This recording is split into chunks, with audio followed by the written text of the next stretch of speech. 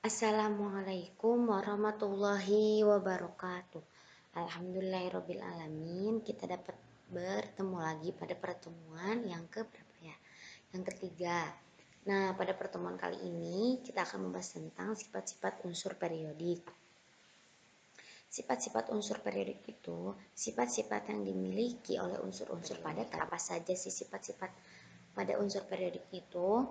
Ada jari-jari atom. Kita akan membahas tentang elektronegativitasnya, energi ionisasi, kemudian afinitas elektron, dan jari-jari ion. Nah, perhatikan sistem periodik unsur-unsur kimia tersebut.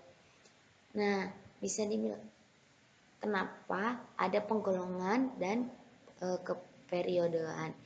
Nah, ini menandakan bahwa satu golongan atau satu periode ini memiliki sifat-sifat yang hampir mirip. Nah, kemudian kita akan membahas sifat-sifat dari jari-jari atom. Yang mana kita perhatikan pada gambar tersebut bahwa jari-jari atom ini dari kiri ke kanan akan semakin kecil.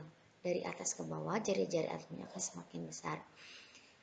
Kenapa demikian? Karena untuk dalam satu golongan itu kulit pada elektron itu akan semakin bertambah. Maka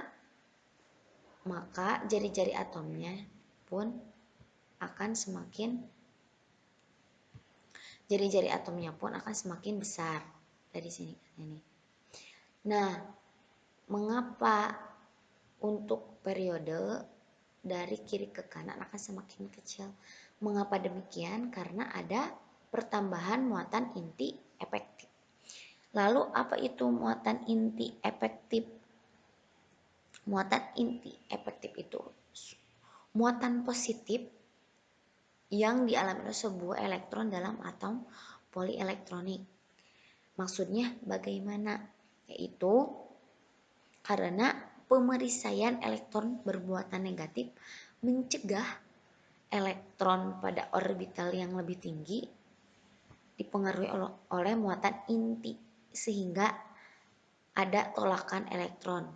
Nah, maka dari kiri ke kanan itu akan semakin kecil karena di situ ada tolakan elektron lapisan dalam. Jadi muatan inti efektifnya pemerisaiannya itu akan semakin besar. Selanjutnya ada energi ionisasi. Nah, untuk energi ionisasi itu kita perhatikan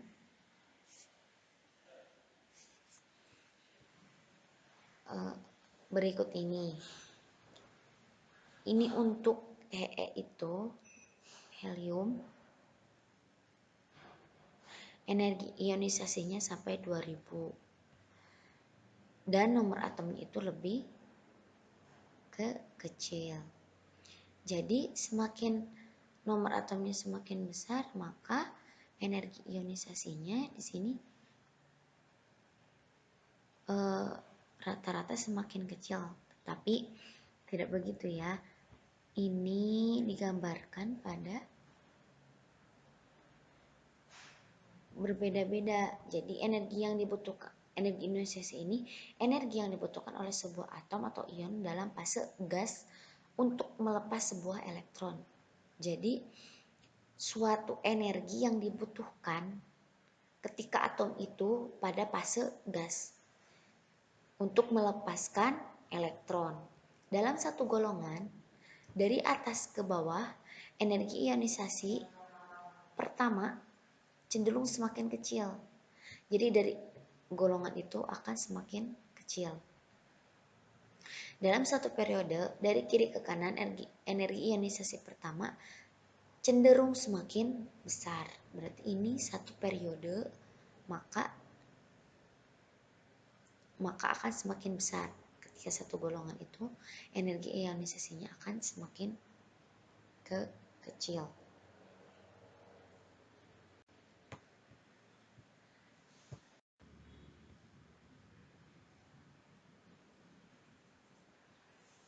Nah, selanjutnya energi ionisasi adalah yang dibutuhkan oleh sebuah atom atau ion dalam fase gas untuk melepaskan sebuah elektron. Dalam satu golongan, dari atas ke bawah energi ionisasi pertama cenderung semakin kecil.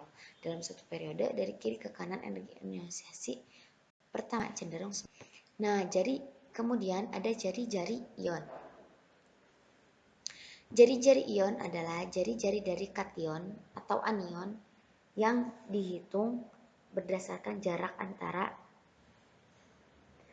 antara dua inti kation dan anion dalam kristal ionik. Nah, perhatikan gambar tersebut.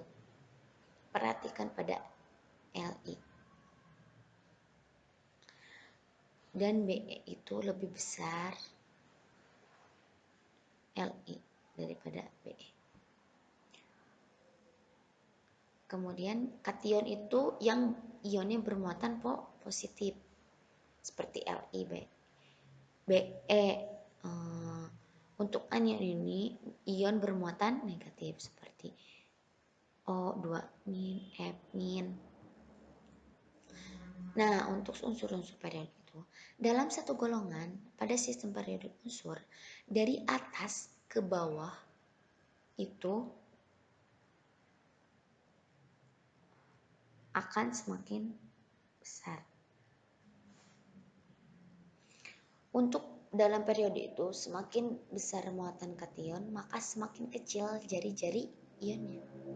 Namun semakin besar muatan anion, maka semakin besar jari-jari ionnya.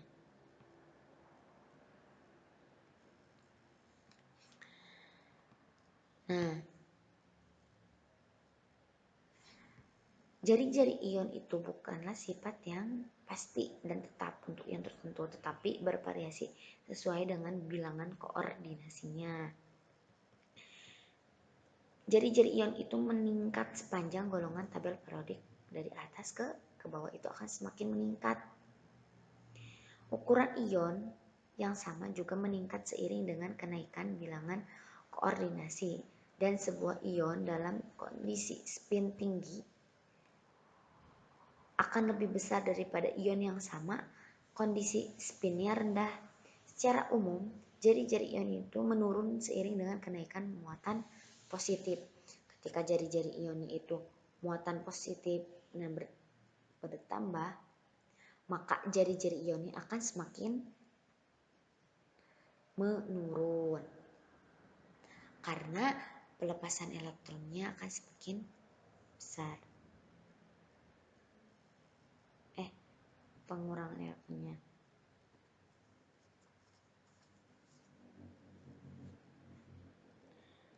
Selanjutnya, ini gambar dari jari-jari ion. Kemudian kita akan membahas tentang afinitas elektron.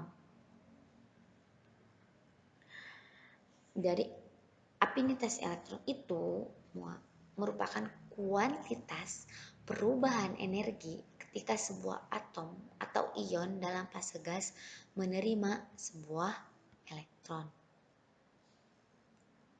Semakin negatif nilai afinitasnya, maka semakin besar kecenderungan atom atau ion menerima elektron. Afinitas terhadap elektron semakin kecil. Nah, dalam afinitas elektron ini, kecenderungan dalam suatu golongan berukur dari atas ke bawah cenderung berkurang. Karena tadi ketika sebuah atom atau ionnya dalam fase nilai afinitas yang semakin besar cenderung atom atau ion menerima elektron. Jadi kecenderungan atom menerima elektron itu akan semakin besar ke bawah. Maka kemudian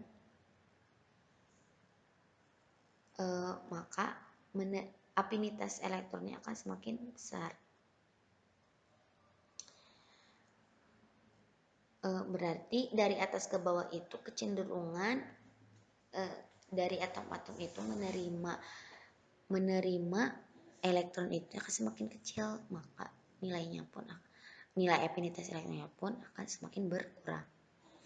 Untuk dalam satu periode, cenderung afinitas itu bertambah dari kiri ke kanan. Nah, karena untuk menerima elektron itu, kecenderungan atom atau ion menerima elektron itu semakin besar. Nah, ada pengecualian untuk alkali tanah dan gas mulia. Semua unsur golongan utama mempunyai afinitas elektron bertanda negatif, bisa dilihat. Dan afinitas elektron terbesar dimiliki oleh golongan halogen. Nah, selanjutnya ada keelektronegatifan. Keelektronegatifan itu merupakan sebuah sifat kimia yang menjelaskan kemampuan atom atau lebih jarangnya sebuah gugus fungsi untuk menarik elektron atau kerapatan elektron. Jadi dilihat dari kerapatan elektron untuk menuju dirinya sendiri pada ikatan kovalen. Nah,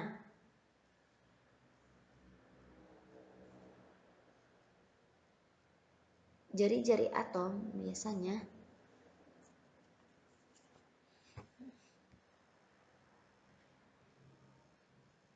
nih, perhatikan gambar ini.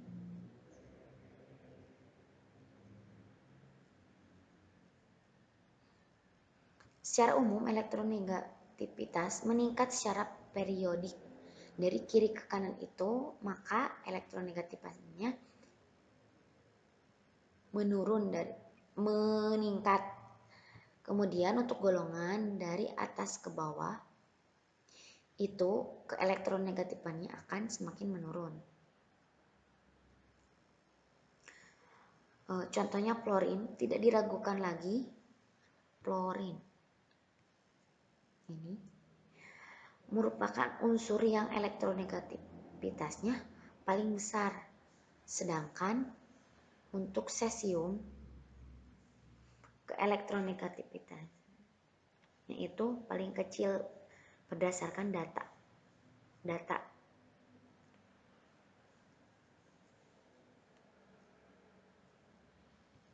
Nah, dalam kimia organik umumnya kita menganggap sebuah nilai elektronegativitas tunggal berlaku untuk kebanyakan situasi normal. Pendekatan ini membuat perhitungan sangatlah sederhana. Namun, jelas bahwa elektronegativitas sebuah unsur itu bukanlah sifat atom yang invariabel. Elektronegativitas bergantung kepada keadaan oksidasi suatu unsur.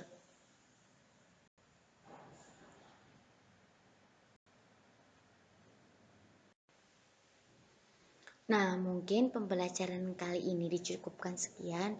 Wassalamualaikum warahmatullahi wabarakatuh.